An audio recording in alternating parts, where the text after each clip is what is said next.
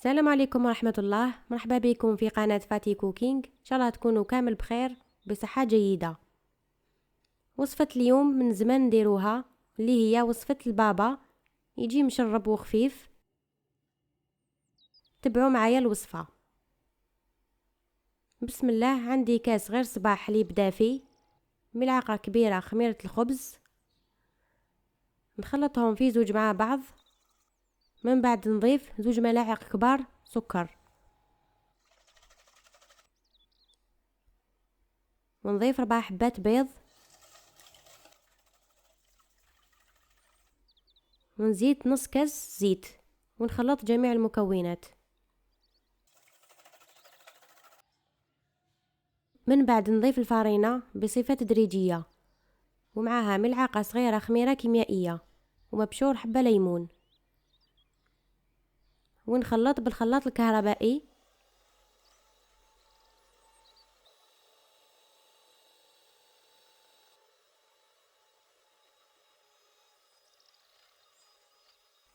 وفي كل مرة نشوف القوام تاع العجينة، ونبقى نزيد الفارينة ونخلط بالخلاط الكهربائي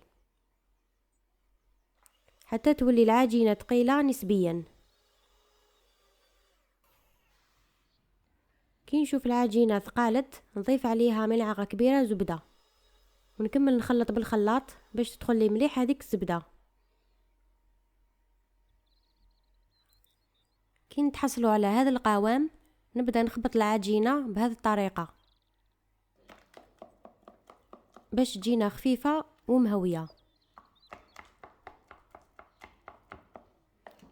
ونخليها ترتاح حوالي 10 دقائق.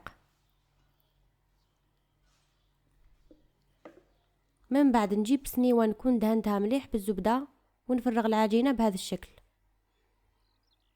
ونحاول نوزعها على كامل الأطراف، ونضرب سنيوة بهذه الطريقة باش تجيني مستوية من التحت.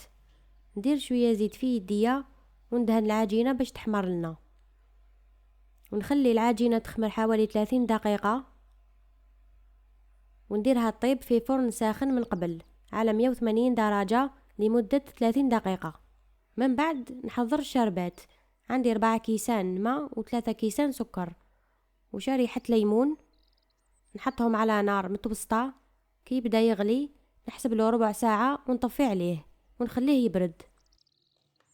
بعد ما طاب نديروا له ثقوب ونشربوا مليح بالشربات.